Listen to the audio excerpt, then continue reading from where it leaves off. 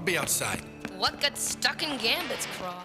Hello and welcome back, everyone. Today we explore the lore behind an iconic Marvel character, the genius and monster rolled into one X-Men member, the Beast. Everyone thinks they know the Beast. Big, blue, furry, bouncing around the battlefield quoting Shakespeare while he kicks someone's teeth in. If you know him only from the Fox X-Men films, he's the good-looking nerd who became furry and blue, but still managed to get Jennifer Lawrence. Though it helped that she was also blue. Here's the thing that always gets me. Hank McCoy is one of the few X-Men who deliberately transformed his own body in a lab and then couldn't completely undo the consequences. To paraphrase his beloved Shakespeare a little, he thrust greatness onto himself and then realized it wasn't actually great. So today we're going all in on the Beast. How his anatomy really works, why his mutation has repeatedly shifted, and why his mind might just be the single most dangerous part of him. What happened? We were hoping you could tell us. Was Beast always blue and furry? What did he look like originally? Short answer, no. He didn't become his iconic furry self until almost an entire decade after his first appearance.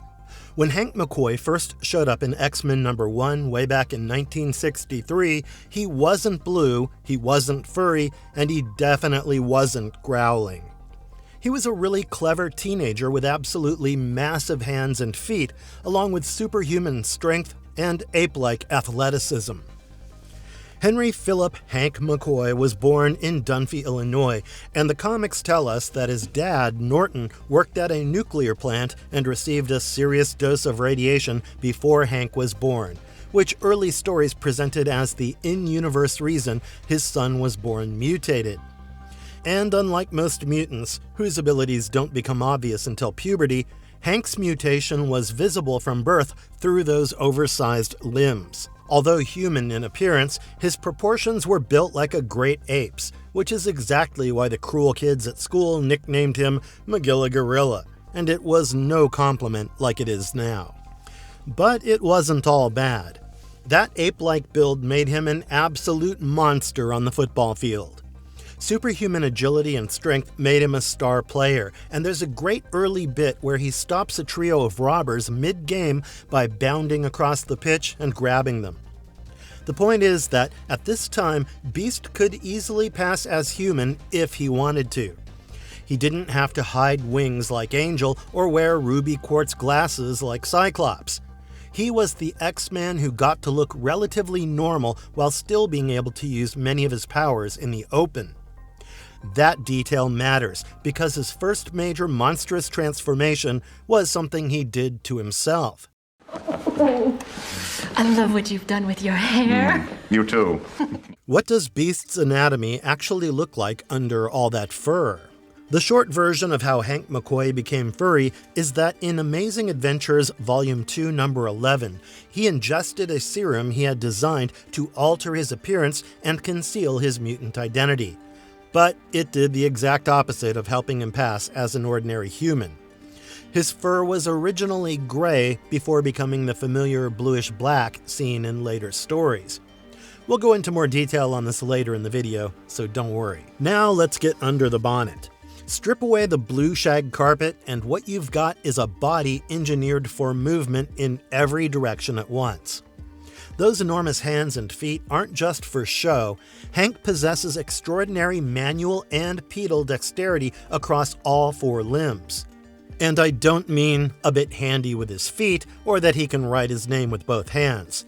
I mean that he can write with both hands simultaneously, tie knots in rope with his toes, and there are panels where he's typing at a keyboard with his feet while doing something needlessly complicated with his hands. His limbs are powerful, his body is durable enough to survive impacts that would seriously injure a normal human, and his musculature allows him to move as comfortably on all fours as he does upright. He's all-in-one in so many ways you lose count.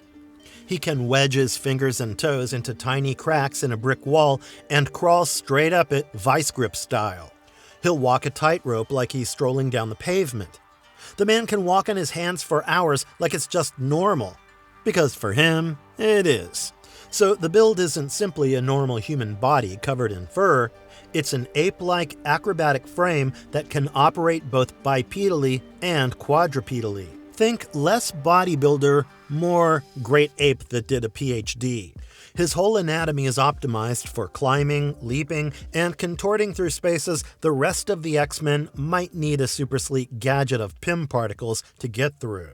How strong is Beast really?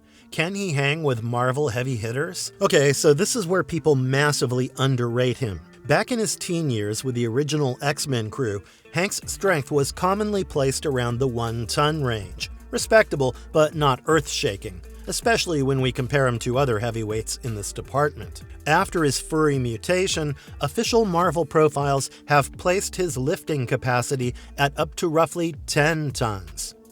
And 10 tons is no joke.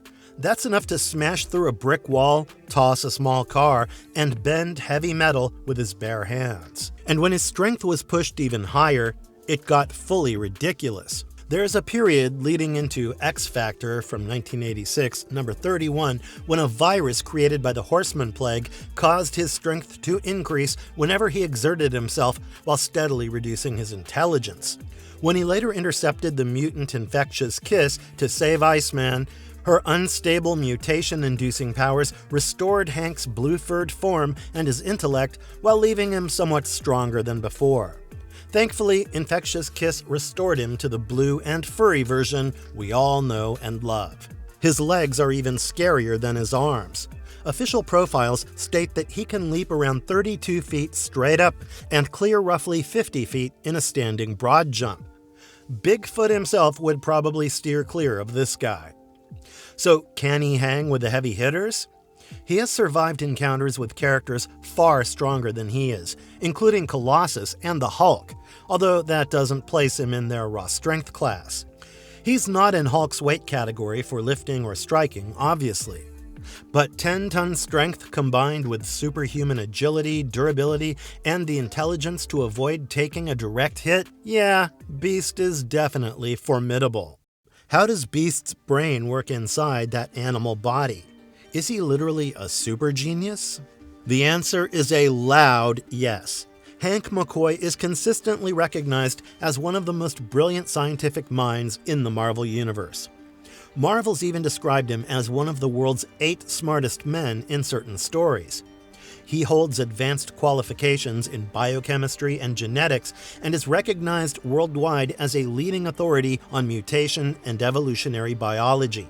And he learned all of it while looking like a blue gorilla, which parts of the prejudiced scientific establishment never quite forgave him for. His memory and intellect allow him to recall and process complex chemical and mathematical formulae with exceptional speed. He's fluent in a stack of languages: German, Latin, Spanish, Japanese, Russian.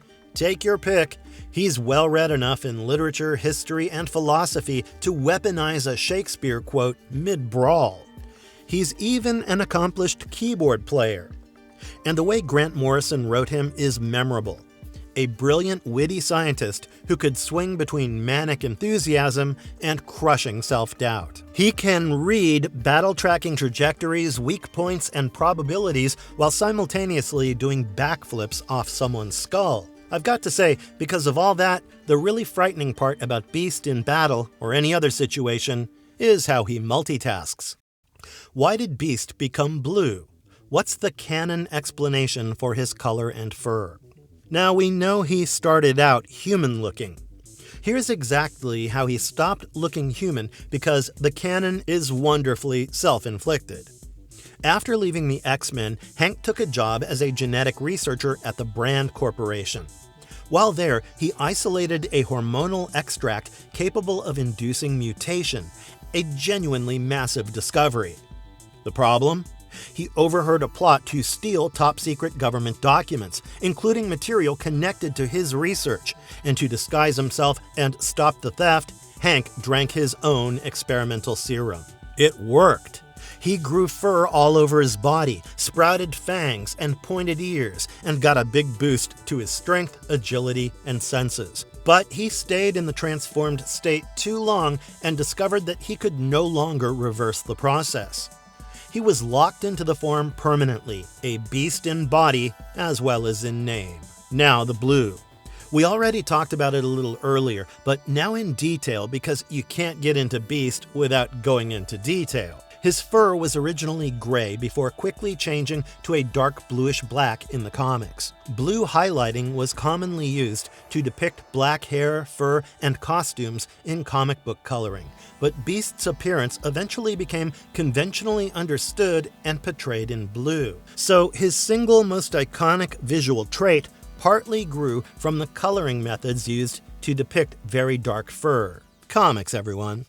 How long has Beast been mutating, and does he age like a normal human? Hank has been around since 1963 and has been on more teams than just about anyone in the X canon. Founding X-Men, then the Avengers, then the Defenders, then X-Factor, back to the X-Men, then Sword, not to mention he's a scientist and a superhero and a political activist. And then there's also the whole Krakoa nightmare we'll get into in a bit. That's an absurd amount of mileage on one body. But that's the point. He can take a lot of punishment. His enhanced metabolism and healing factor allow him to recover quickly from minor wounds and illnesses. However, Marvel's standard profiles do not clearly establish that Beast possesses a Wolverine-like slowed-down aging factor, and the sliding timescale of Marvel Comics makes attempts to assign him a firm biological age unreliable. But, and this is the sad bit, even if his body remains unusually resilient, the mind absolutely wears down. Every fresh mutation chips away at him. Every crisis, every loss, and every line he crosses leaves a mark you can't see on the fur. By the time we reach Krakoa, the cheerful, kind, energetic, poetry-spouting Hank has been ground down into something colder and far more ruthless. His anatomy may still carry the power and vitality of his earlier years, but his soul has been brought down by the many atrocities he's seen and committed. Is Beast more cat, ape, or human? What do his mutations actually turn him into?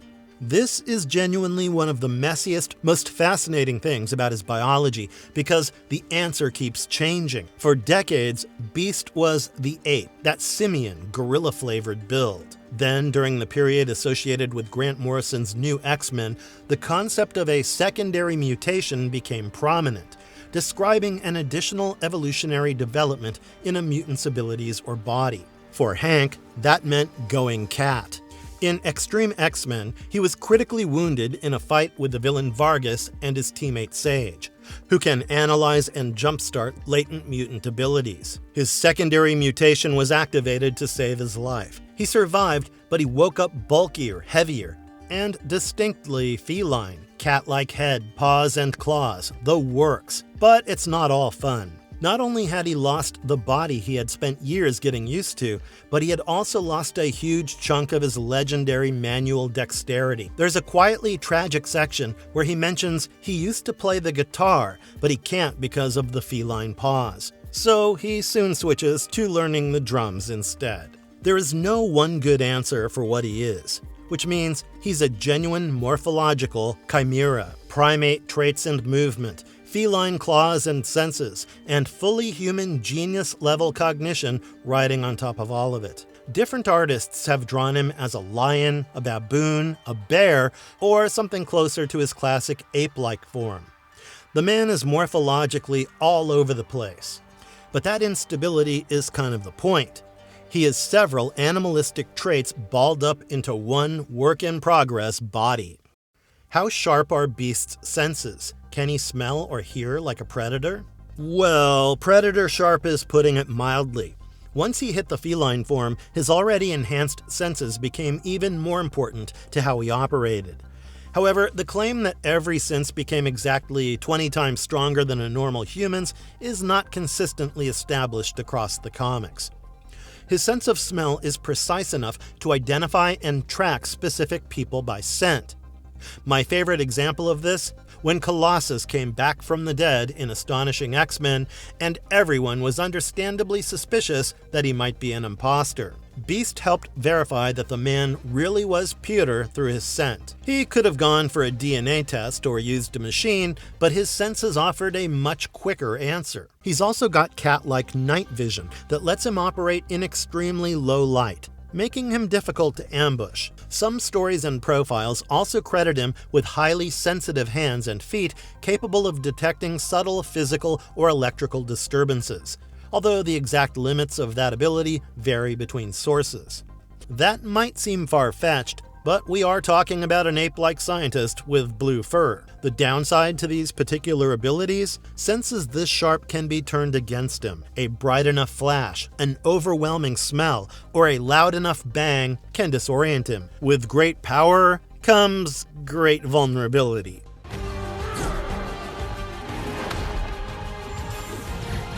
How fast and agile is Beast compared to other X-Men? Beast isn't a speedster in the Quicksilver sense, obviously, but that doesn't mean he's not quick. Official Marvel profiles state that he can reach approximately 40 miles an hour during short sprints, especially when he drops onto all fours and commits to the run. Where he leaves most people behind in the dust, though, is agility. His coordination, balance, and acrobatic skill sit beyond the absolute peak of ordinary human athletes. He could walk into any Olympic gymnastics final and embarrass the entire field. He trained in combat with the X-Men and later worked closely with accomplished fighters during his time with teams such as the Avengers, which is how he developed this loose, freestyle, multi-angle fighting style that's a lot closer to Spider-Man than a conventional boxer. There are panels of him reacting quickly enough to evade gunfire and intercept fast-moving objects with his hands or feet.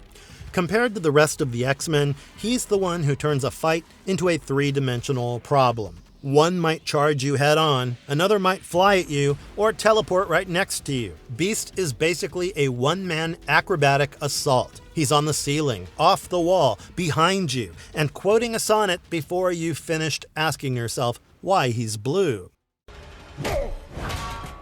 He's artistic, my creator.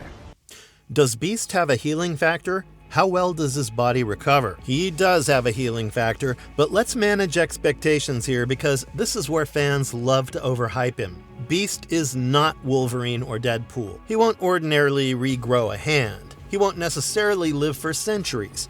Instead, what he has is an enhanced metabolism and healing factor that repairs minor damage faster than a normal person's body. Practically, that means he can recover quickly from minor ailments such as colds and regenerate from relatively minor wounds at an accelerated rate. Some stories depict him recovering rapidly from more serious injuries, particularly after later mutations, but the speed and effectiveness of that healing have varied substantially between writers. Claims that all broken bones heal within days should not be treated as a universal rule. Some stories have also suggested that he can function with less rest than an ordinary person, but he still requires sleep and recovery. However, he's still vulnerable to the obvious stuff.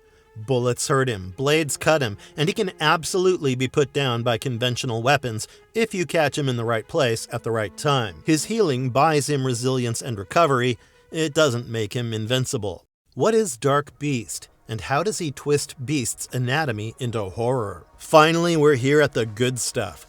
Dark Beast is what you get when you remove every guardrail and all the moral fiber from Hank McCoy. He debuted in X-Men Alpha back in 1995 as the Age of Apocalypse version of the character from Earth 295, a reality where Professor X died before ever founding the X-Men. So this Hank never received Xavier's guidance or become one of the original heroic X-Men. Instead, he grew into one of Apocalypse's leading geneticists and worked alongside Mr. Sinister's brutal regime. And he is a nightmare. In Apocalypse's breeding pens, Dark Beast experimented on mutants deemed unfit and used living bodies as raw genetic material while helping produce soldiers for Apocalypse. His prisoners called him the Beast out of sheer terror. And of course, being Hank, he experimented on himself too, mutating into a darker, more brutal form. When the Age of Apocalypse collapsed, Dark Beast escaped into the main Marvel universe and arrived years before his first open confrontation with the X-Men. While hiding there, he experimented on a number of mutants who later became associated with the Morlocks.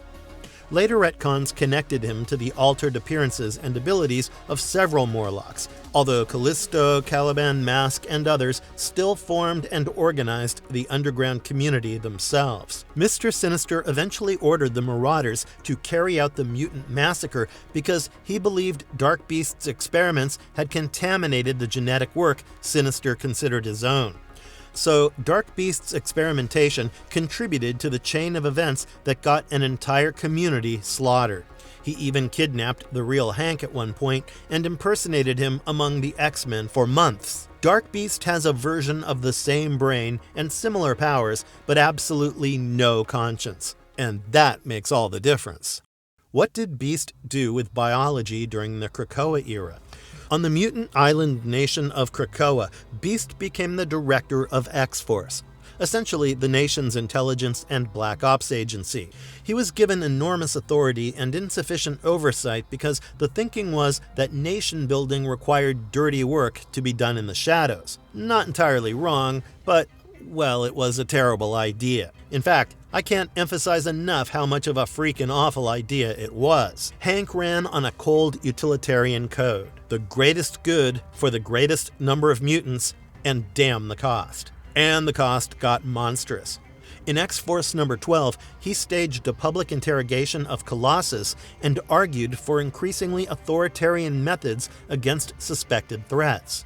In X-Force number 34, his secret black site prison in deep space was exposed, a Guantanamo in orbit where he experimented on captured human and alien prisoners. He erased the mind of Terra Verdi's leader, Hadwin Kokom, and used the nation's telefloronic technology to manipulate its officials. His interference with Terra Verdi's plant-based technology also contributed to a biological catastrophe that devastated the country.